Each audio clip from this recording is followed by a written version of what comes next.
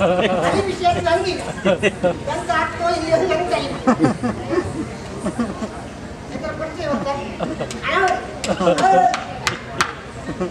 ಎಂತ ನಿಮ್ ಕಷ್ಟ ಸುಖ ಮಾತಿದ್ರೆ ಬೆಳಿಗಾಡಿ ಬಾವ ಬಾವ ಎಂತ ಬಾಬಾ ನಾನು ವೈಶ್ವತಿಯಲ್ಲಿದ್ದಾರೆ ಅವರು ಬೈ ಕೊಡಿ ಆರ್ಸಿ ಬಾವ ಸಣ್ಣ ಬಾವನಾಗೆ ತಿನ್ನ ತಾಕಿರದಕ್ಕಿರದೆ ಅಪ್ಪ ಜಾಗರು ಹುಟ್ಟಿದ್ದೆ ತಿನ್ನತ್ತ ತಿನ್ನತ್ತ ತುಟ್ಟಿಗಾಗಿ ಒತ್ಕಂತ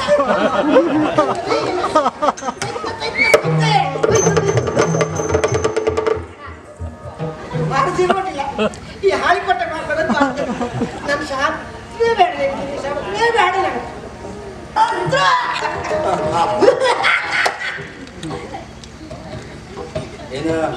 ನಗು ನಗು ಏನು ನಗಾಡುವುದೇನು ಕಸ್ತೂರಿ ಕರೆದಾಕ್ಷರ ಓಡಿ ಬಂದವನಿ ನಾವು ಹಾಗೆ ಎಷ್ಟೊಂದು ಕಲಿತೇವೆ ಅಂತ ಕಾಯ್ತಾ ಇದ್ದವ ಅನಿರೀಕ್ಷಿತವಾಗಿ ಕರೆ ಆಯ್ತಲ್ಲ ಮಿತ್ರ ಕರೆಯ ಕಾರಣ ಮಿತ್ರ ಗೊತ್ತಾಗ್ಲಿಲ್ವಾ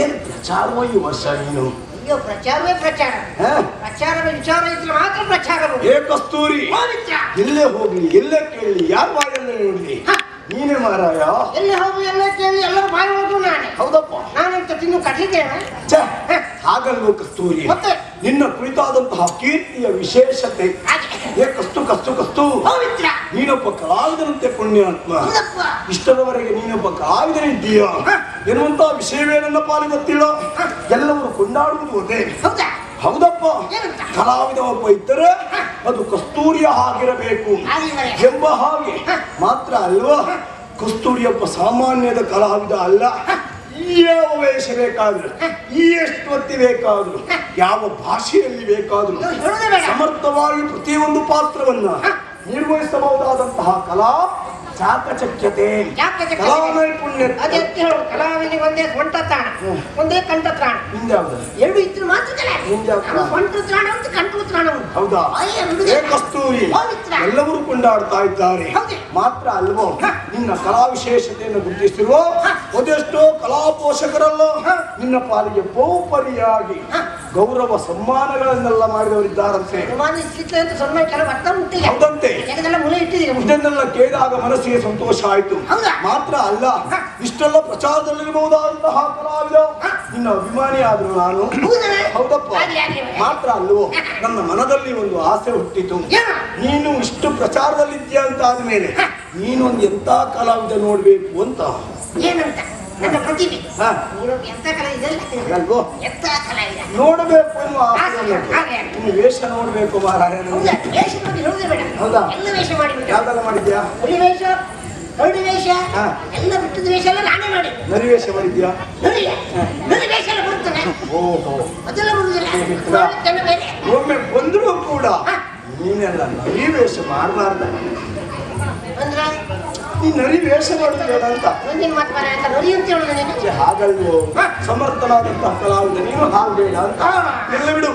ಏಕಸ್ತೂರಿ, ನಿನ್ನ ವಿಶೇಷತೆಯನ್ನ ತೆಗೆಯಬೇಕು ಅಂತ ಆದ್ರೆ ವೇಷ ಮಾಡ್ಲಿಕ್ಕೆ ಆಗ್ತದೆ ಇವಾಗ ನಿನಗೆ?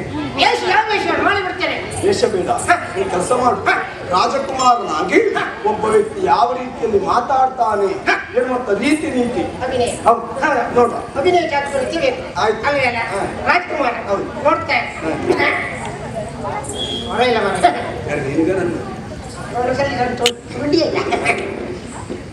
ರುದ್ರಭೂಷಣ ನಿನ್ನನ್ನು ನೋಡ್ತಾ ಇದ್ರೆ ಏನೋ ಒಂದು ಚಿಂತೆಯಲ್ಲಿ ದಾರಿ ಕಾಣ್ತಾ ಇದೆ. ರಾಜ್ಕುಮಾರ ಹೆದರಬೇಡ, ಧೈರ್ಯವಾಗಿ ಧೈರ್ಯ ಸ್ವತಂತ್ರ ಸಾಧನೆ ಅಂತ ಹಿರಿಯವರು ಹೇಳ್ತಾರೆ.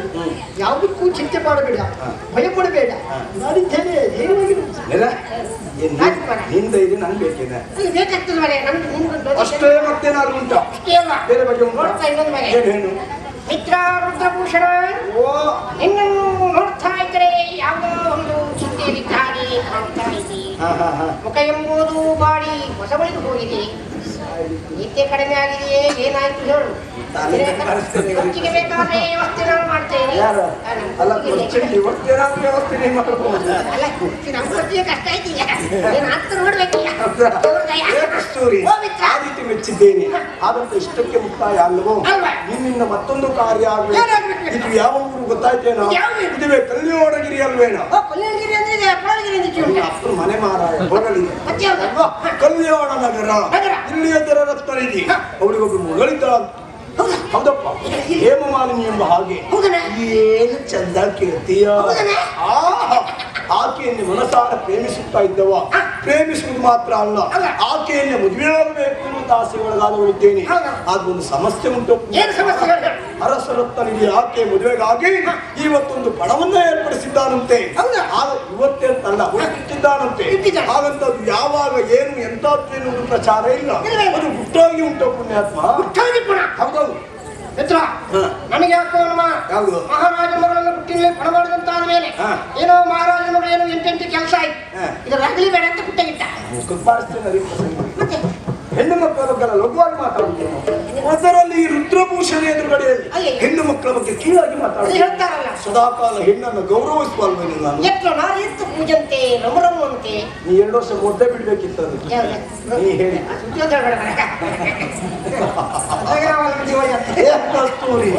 ಅದಲ್ವಾ, ಹೆಣ್ಣು ಮಕ್ಕಳನ್ನ ಗೌರವಿಸಬೇಕು. ಹಾಗಂತ ಆಕೆಯನ್ನ ಮದುವೆ ಆಗ್ಬೇಕು ಅಂತ ಆದ್ರೆ ಆ ಪಣವನ್ನ ಭೇದಿಸುವುದು. ಆ ಕೆಲಸ ಮೊದಲು ಮಾಡಿ. ಬೇದಿ ಆಯ್ತು, ಯಾವ ಕೆಲಸ ಮಾಡ್ತಲ್ಲ. ನಾನು ಆವಾಗಲೇ ಹೇಳಿದೆ ಇವತ್ತು ಸಮಯ ಸಿಕ್ಕಿತ ಮಾಡಲಿಕ್ಕೆ ಬೇರ್ಪಡಿಸುವುದು ಅನ್ನುವ ಅರ್ಥ ಹೋದೆಲ್ಲ ನನಗೆ ಲೆಕ್ಕ ಅಲ್ಲ. ಆದರೆ ಮದುವೆ ಯಾವಾಗ ಪಣ ಯಾವಾಗ ಅಂತ ಗೊತ್ತಿಲ್ಲ. ಅದಕ್ಕಾಗಿ ನೀನು ಇವತ್ತೊಂದು ಕೆಲಸ ಮಾಡಬೇಕು. ರಾಜಕುಮಾರನಾಗಿ ಎಲ್ಲಿವರೆಗೆ ಹೋಗ್ಬೇಕು, ವಿಷಯವನ್ನ ತಿಳಿದುಕೊಂಡು ಬರಬೇಕು. ಏ ಮಿತ್ರ, ರಾಜಕುಮಾರನಾಗಿ ಹೋದ ಸಾಕ, ಒಂದು ವಿಳಾಸ ಬೇಡವೇನು? ಯಾರಾದ್ರೂ ಪ್ರಶ್ನೆ ಮಾಡಿದ್ರೆ ಯಾರು ನೀನು ಎಲ್ಲಿಯವಂತ ಕೇಳಿದ್ರೆ ಹೇಳಲಿಕ್ಕೆ ಒಂದು ಬೇಕಲ್ಲ. ಅದಕ್ಕಾಗಿ ಮಹಿಷ್ಪತಿಯ ದೊರಕುವರ ಹೆಸರು ಬಾಹುಬಲಿ. ಮಹಿಷ್ಪತಿಯ ದೊರಕುಮಾರ ಹೆಸರು ಬಾಹುಬಲಿ. ಬಾಹುಬಲಿ ಬಾಬು ನಿನ್ ಚಿಕ್ಕಪ್ಪನ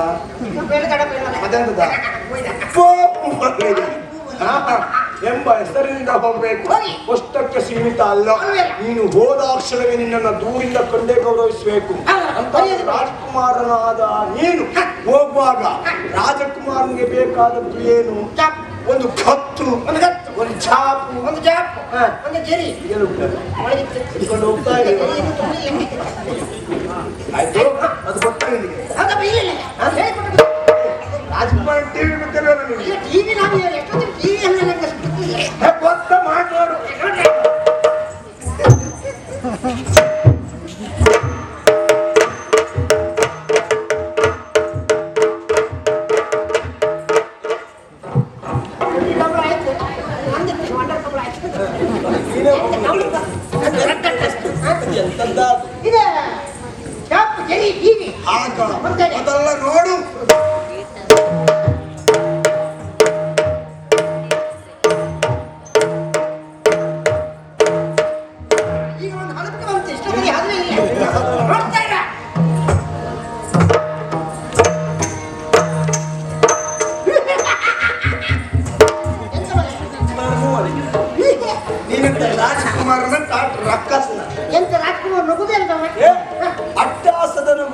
ರಾಜಕುಮಾರನಿಗೇನು ಅದು ರಕ್ಕಸನಿಗೆ ಹೌದಾ? ರಾಜಕುಮಾರನಿಗೆ ತಿಳಿ ನಗು ಬೇಕು. ತಿಳಿದು ಯಾವ್ದು ತಿಳಿದು ಅದು ಬೇಕು ನೋಡುವ. ಅವನು ಹೇಳುದೇ ಬೇಡ. ಹಾ.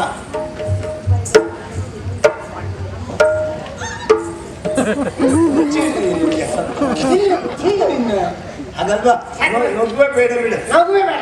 ರಾಜಕುಮಾರನಾಗಿ ಹೋಗು. ಹೋಗಿ. ವಿಷಯವನ್ನು ಆದಷ್ಟು ಬೇಗ ತೆಗೆದುಕೊಂಡು ಬಂದೆ ಅಂತಾದ್ರೆ ನಿನಗೆ ಬೇಕಾದ ವ್ಯವಸ್ಥೆ ನಾ ಮಾಡ್ತೇನೆ. ಹೌದಾ? ಬೇಗ ಹೋಗು.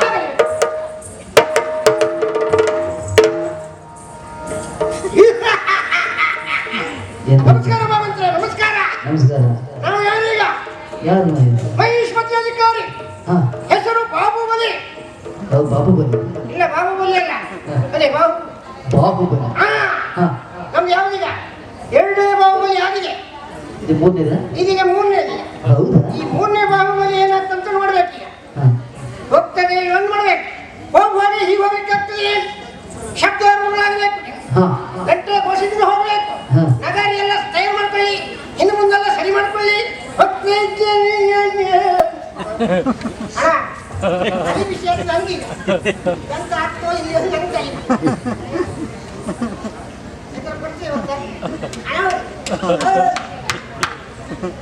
ಎಂತ ನಿಮ್ ಕಷ್ಟ ಸುಖ ಮಾತಿದ್ರೆ ಬೆಳಿಗಾಡಿ ಬಾವ ಬಾವ ಎಂತ ಬಾವ ನಾನು ವೈಷ್ಣತಿ ಅಧಿಕಾರಿ ಬಾಹುಬಲಿ ಕೊಡಿ ಗೊತ್ತಿಲ್ಲ ಗೊತ್ತಿಲ್ಲ ಅಧಿಕಾರಿ ಬಿಡುದಿಲ್ಲ ನನಗೆ ಆರ್ಸಿ ಬಾವ ಸಣ್ಣ ಬಾವನಿಗೆ ಅಂತ ಎತ್ತದಿಂದ ತಿನ್ನ ತಾಕಿಡದಕ್ಕಿಡದ ಅಪ್ಪೆ ಜಾಗರು ಹುಟ್ಟಿದ್ದೆ ತಿನ್ನತ್ತ ತಿನ್ನತ್ತ ತುಟ್ಟಿಗಾಗಿ ಒತ್ಕಂತ